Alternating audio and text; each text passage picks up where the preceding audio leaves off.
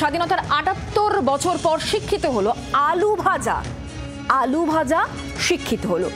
শিক্ষিত যুবকের কি হাল হতে পারে সেটাই এবার দেখাবো আপনাদেরকে। রাজ্যে কর্মসংস্থানের একেবারে বেহাল ছবি। শিক্ষিত আলু ভাজা বিক্রি বর্ধমানের যুবকের। এমএ পাশ করেও চাকরি কিন্তু জোটেনি। স্প্রিং আলু ভাজা স্টল দিয়েছেন রূপায়ণ বিশ্বাস। বাড়িতে তার মা রয়েছে, বাবা রয়েছে, স্ত্রী রয়েছে এবং ৩ বছরের ছেলে। এমএ পাশ করেছেন তিনি, কিন্তু তারপরেও চাকরি কিন্তু পাওয়া যায়নি। আর তারপরই তিনি স্প্রিং রোলের দোকান দিচ্ছেন। তার দোকানে যে শিক্ষিত বেকারের শিক্ষিত আলু ভাজা দেখতে পাচ্ছেন, এই শিক্ষিত বানানটাও ভুল লিখেছেন। তিনি বলছেন এটাই যে নেগেটিভ পাবলিসিটি বলে একটা বিষয় থাকে, তিনি সেভাবেই আসলে নজর কাটতে চেয়েছেন, এটাই তার বক্তব্য। স্বাধীনতার ৭৮ বছর পরেও দেখা যাচ্ছে শিক্ষিত যুবকের কি করুণ দশা হতে পারে। শিক্ষিত হচ্ছে আলু ভাজা, কারণ আলু ভাজা হলো শিক্ষিত যুবকের কি হাল দেখুন। রাজ্যে কর্মসংস্থানের ছবি, বেহাল ছবি। শিক্ষিত আলু ভাজা বিক্রি বর্ধমানের যুবকের। এমএ পাশ করেছেন তিনি, চাকরি তার জোটেনি। স্প্রিং আলু ভাজা স্টল তিনি দিয়েছেন। তার নাম রূপায়ণ বিশ্বাস। বাড়িতে তার মা, বাবা, স্ত্রী রয়েছে, ৩ বছরের ছেলে রয়েছে। তার কি বক্তব্য, কি বলছেন এই রূপায়ণ বিশ্বাস, তার বক্তব্য আসুন শোনাই। নামের কারণ হচ্ছে আপনার প্রথমত এমএ পাস করে আলু ভাজি, এর একটা কারণ, সেই জন্য শিক্ষিত বেকার লেখা। আর শিক্ষিত আলু ভাজার কারণটা হচ্ছে শিখটা গোজা আছে, শিখ দিয়ে ক্ষিত করা, তার জন্য শিক্ষিত। আর আরেকটা এই সঙ্গে জানিয়ে রাখি, এই যে বানানটা একটু ভুল আছে, হ্যাঁ, ওটা তার কারণ হচ্ছে নেগেটিভ বিজ্ঞাপন বলে একটা সাবজেক্ট থাকে আমাদের বাংলায়, সেইটার কারণে যাতে চোখে পড়ে মানুষের, তার জন্য মানে ভুল স্পেলিংটা রাখা হয়েছে। পড়াশোনা আপনার বাংলায় এমএ করা আছে, এছাড়াও ইলেকট্রিশিয়ান নিয়ে আইটিআই করা আছে 2014-16। সেই জন্যই কি শিক্ষিত বেকার? হ্যাঁ, সেই কারণে।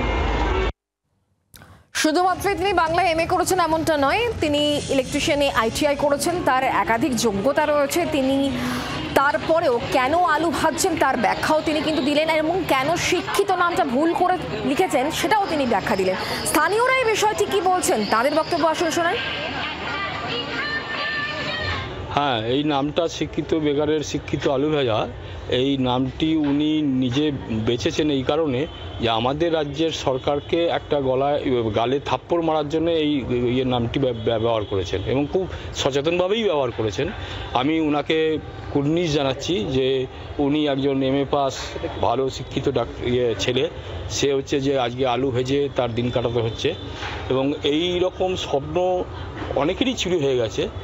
ওনারও চুরি হয়ে গেছে, চাকরিটা চুরি হয়ে গেছে।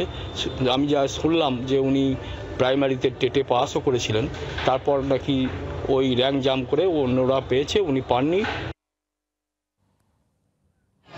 চাকরিতে অবশ্যই শিক্ষকের চাকরিতে যে দুর্নীতি, সেই দুর্নীতিতে তিনি কিন্তু তালে গলে পড়ে তার নামটা বাদ চলে গেছে, এমনটাই কিন্তু এক প্রতিবেশীর বক্তব্য থেকে জানা গেল। আমরা বিষয় নিয়ে কথা বলবো।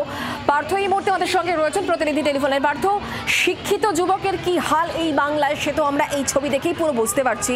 রূপায়ণ বিশ্বাস তিনি আলু ভাজতে বাধ্য হচ্ছেন, স্প্রিং আলু স্টল খুলেছেন, কারণ চাকরি তো নেই, বেহাল দশা, যা আছে তাতেও আবার দুর্নীতি।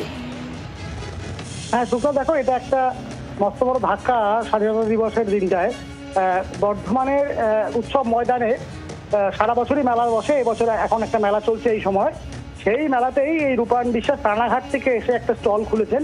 এই স্টলে স্প্রিং রোল এবং আরো নানা রকম আলু ভাজা বিক্রি করছেন, এবং ইচ্ছা করে শিক্ষিত বানানটা ভুল লিখেছেন। এবং শিক্ষিত বেকারের শিক্ষিত আলু ভাজা, তার ব্যঞ্জনা হচ্ছে এই যে তিনি শিক্ষিত বানানটা ভুল লিখেছেন যাতে মানুষের দৃষ্টি আরো ভালোভাবে আকর্ষণ করা যায়। এই ভুল বানান দেখে প্রচুর মানুষ তার স্টলে আসছেন, এবং তিনি এমএ পাস, বাংলায় এমএ পাস, আইআইটিতে ট্রেন্ড, আইআইটি তার ডিগ্রি আছে, এবং তারপরেও তিনি টেট উত্তীর্ণ হয়েছিলেন, কিন্তু স্টেপ জাম্প করার কারণে তিনি চাকরিটি পাননি। এবং এইটা একটা আলোড়ন সৃষ্টি হয়েছে। এই নিয়ে বিজেপি নেতা খোকন সেন তিনি তীব্র প্রতিক্রিয়া জানিয়েছেন। তিনি বলেছেন আজকে পশ্চিমবঙ্গে এরকমই হাল, কিন্তু চাকরি তার জন্য আজকে শিক্ষিত বেকারদের এইরকম একটা পথ বেছে নিতে হচ্ছে। যদিও তৃণমূল কংগ্রেসের জেলা সাধারণ সম্পাদক বাকবুল ইসলাম তিনি পাল্টা মুখর হয়েছেন যে বিজেপি শাসিত রাজ্যগুলোতে মানুষের হাল আরো বেশি খারাপ। বাম আমলে যা পরিসংখ্যান ছিল, এখন কিন্তু অনেক বেশি মানুষের হাতে রুটি রুজি আছে, অনেক বেশি সুযোগ সুবিধা রয়েছে। এটা কোনো কাজই ছোট নয়। তিনি কাজ করছেন, এটা একটা কাজ, বেশি কিছু নয়। এবং সাধারণ মানুষও কিন্তু এটার ঘটনায় শুক্লা কৌতূহলী হয়েছেন এবং তার দলে ভিড় করছেন, এবং এই শিক্ষিত নামটা বানানটা ভুল করাতে আরো বেশি করে দৃষ্টি আকর্ষণ হচ্ছে এবং আরো বেশি করে বিক্রি হচ্ছে। শুক্লা, ধন্যবাদ পার্থ আমাদের সঙ্গে টেলিফোন লাইনে থাকার জন্য। আর ঠিক এই জায়গা থেকে বাংলার যখন কর্মসংস্থানের এই বেহাল দশার ছবি আজকের দিনে আমাদেরকে তুলে ধরতে হচ্ছে, তখন শ্রমিক ভট্টাচার্য বিজেপি রাজ্য সভাপতি তার বক্তব্য শোনাবো। এমএসএমইতে আমরা যে 1 নম্বর আছি, এর কারণ হচ্ছে ইন্সপেক্টরকে পাঠিয়ে, সরকারি কর্মচারীতে পাঠিয়ে বিভিন্ন জায়গায় যারা পান বিড়ি সিগারেটের দোকান চালান তাদের থেকে শুরু করে চপ বিক্রেতা থেকে শুরু করে সকলকেই এমএসএমইর মধ্যে ঢুকিয়ে দিয়েছেন। এবার শোনাবো স্থানীয় সিপিএম নেতৃত্ব এই বিষয়ে বক্তব্য কি শোনাবো। রাজ্যের মুখ্যমন্ত্রী যদি বলেন খেলা হবে, তাহলে এইটাই তো হবে, যুবরা ঠেলা নিয়ে আলু বিক্রি করবে। এই রাজ্যে চাকরি কোথায়? মোদি মমতার ডিফারেন্স কোথায়? টাকা নিয়ে অযোগ্যদের চাকরি হলো, high court supreme court crore crore টাকা খরচা হলো তাদেরকে বাঁচানোর জন্য অযোগ্যদের, আর যোগ্যরা চাকরি পাওয়ার যাদের জয়েন করার কথা তারা রাস্তায় দাঁড়িয়ে বিক্ষোভ করছে, জল বৃষ্টি তার মধ্যে দাঁড়িয়েও তারা বিক্ষোভ দেখাচ্ছে। এবং আমাদের শিক্ষক যাদের আমাদের এই শিক্ষা পেয়ে এসেছি যে মা বাবার পরেই স্থান হচ্ছে মাস্টারমশাইদের, আমরা দেখলাম এই রাজ্যের নির্লজ্জ পুলিশ তাকে লাঠি মারছে। এর থেকে লজ্জা আর কি হতে পারে?